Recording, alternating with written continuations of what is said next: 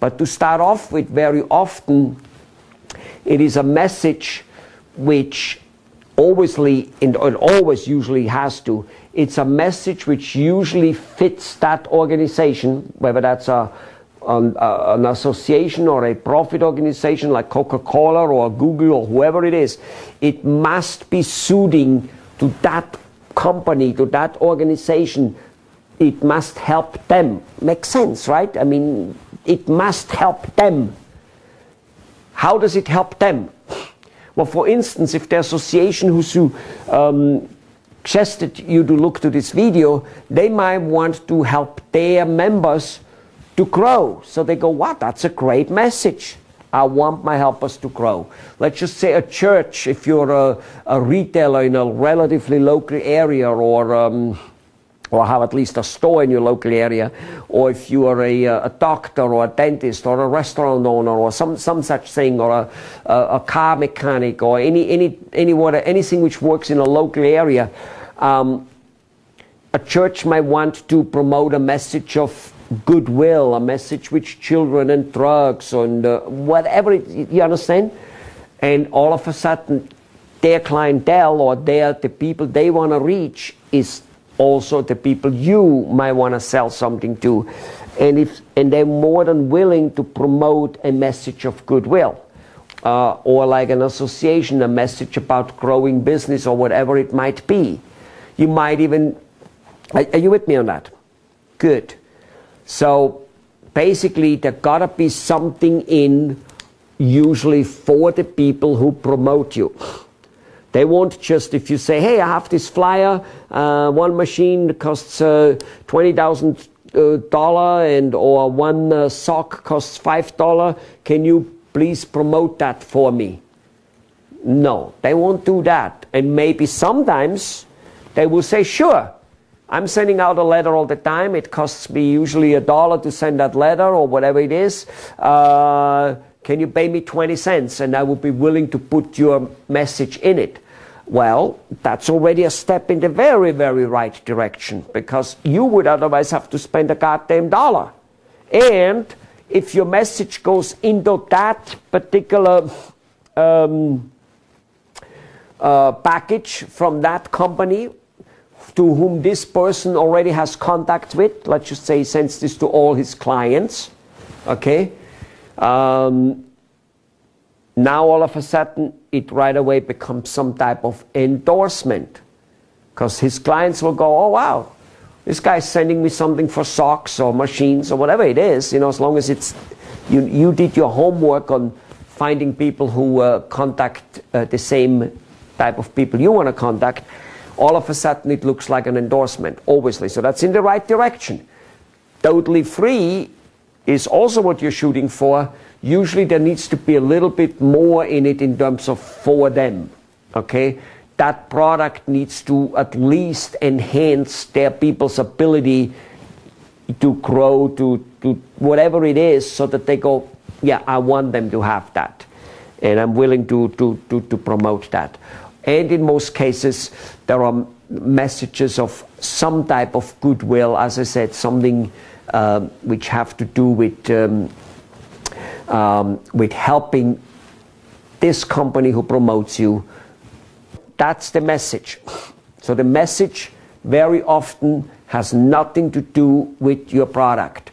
In fact, no matter what business you're in, and we're going to talk about this in much more detail, no matter what business you're in, you will need to have a message which makes you being a good guy, a jolly good fellow, a humane person. If you don't do that, things are not going to work out. People elect presidents, people go to doctors, people buy machineries from people whom they like as a person. And you need to do a lots of stuff to make that happening. Okay? And again, why is there so much business done on the golf course? Because people on the golf course become buddy-buddy. Because they talk many, many things. That's how it works. That doesn't mean you don't need a good product. It doesn't mean you never need to talk about your product. I'm not saying that. I'm saying, look at the last election in the United States of America. The person with the least experience won. By the way, he applied many of those principles which we talked about as principles, like speed. The way he marketed had a lot to do with speed and all kinds of little things. So either way, liked as a person. Call it charismatic, it wouldn't make a damn difference. If you do the right thing, if you learn how to do the right thing, you will become charismatic. That's what it is all about. Good. All right. Message. And point number 4, you got to use all the tools, the modern tools such as internet and whatever the internet is. The word internet would be a very limited way of, in most cases, looking at it. If I don't explain it, and I will explain it, you got to use all the modern tools as well as some of the old tools to get the message out. Because the best message does you do no good at all. Sometimes I hear people saying, for instance, they say, well, why don't we give a seminar? Because apparently, a seminar is obviously considered to have a bunch of people there, 20, 100, 1,000, whatever, right? And so that means you can give your message to lots of people in one shot, and there's live, there's animation, and a seminar is good. Well, I said, that's good, a seminar is good. How do you get people to the seminar? I don't know. Just market to them. Okay, well, so you're back to square one. Doesn't matter, you need to reach people. Those 4 points will do that. You have other people who have already a vested interest in the same type of people you need as customers. Do the marketing for you. By doing so, they actually endorse you, so that particular marketing will work better. In order for you to get them to do it, you most likely must have a message of humanitarian.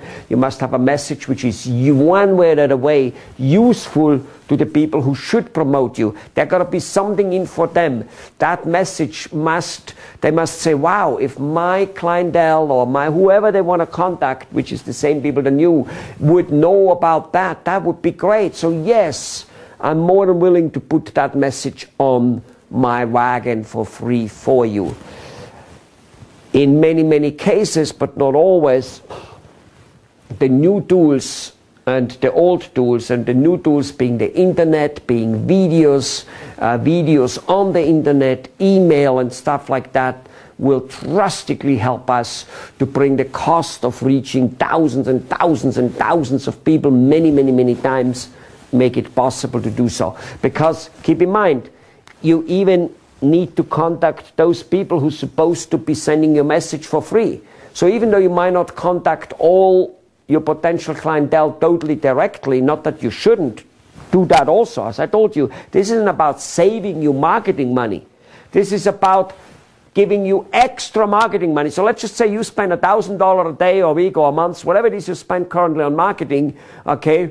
It isn't to skip that $1,000. That would be a limited thinking. No, what it is, it's all about getting those other companies to give you $5,000, $6,000, and $10,000 more in marketing. So now you have 10 times as much marketing. It doesn't mean that your marketing budget gets cut. In fact, it might increase because you want to work more, so you get more of those, $10,000, $15,000, and $20,000 other people to market. Are you with me? Or you spend it on yourself so you can grow more. It isn't about saving thing. Nothing I do is about saving money.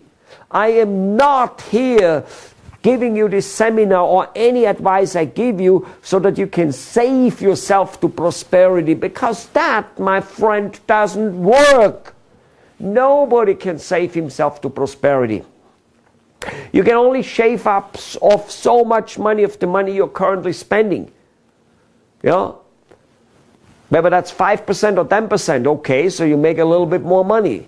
Fine. I'm not saying that you couldn't work on being a little more frugal, but usually people are way too frugal when it comes to business, and they try to do everything of it must first work before I surely do it, and I gotta do it as cheap as possible, and their whole attention is just like with the hiring. Oh my God, let's not spend any money on extra personnel, and let's not spend, let's make sure the same people stay, because hiring and training and firing people and costs money, so let's put all the attention on saving that money. Spend all the attention on growing.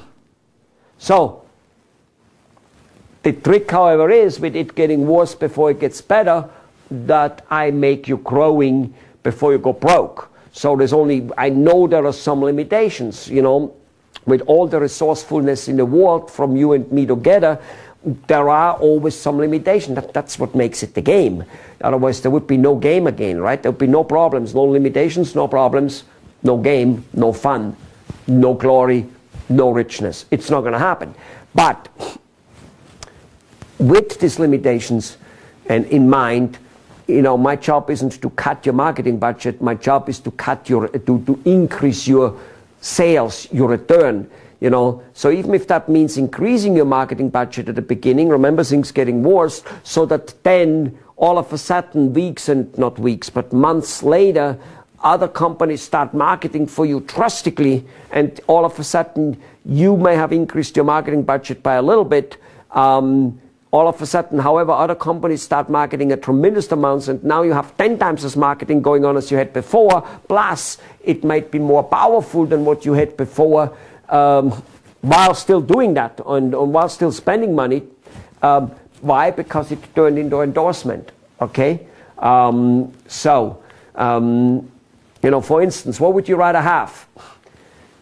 A free a ad where you pay for it in the newspaper, let's say, or wherever you might think to put an ad, a paid ad, or a free newspaper article. The newspaper recommending you. The newspaper, by the way, is another one of these entities and companies, newspaper, trade magazines, I'll get into it, which will be marketing for you for free.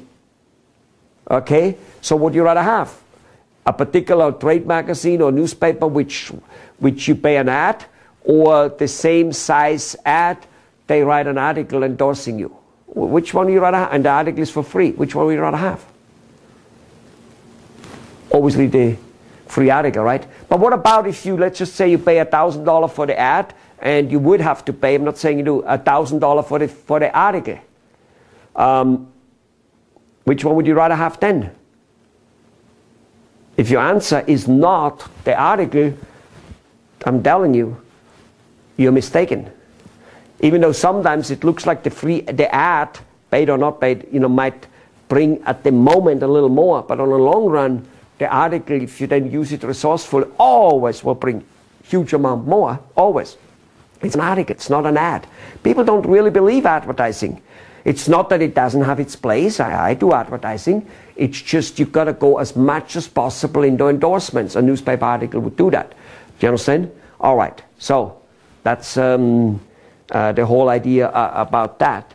So I'm going to go into a little bit more detail about point number 1 and point number 3, very heavy, while at the same time touching point number 4. Point number 2 is pretty self-explanatory. The whole thing turns into an endorsement if point number 1 spends money for you. I'm going to do that, but I'm going to make that a new video and a slightly new section just so that you can take a break. All right, here we go. Take a break.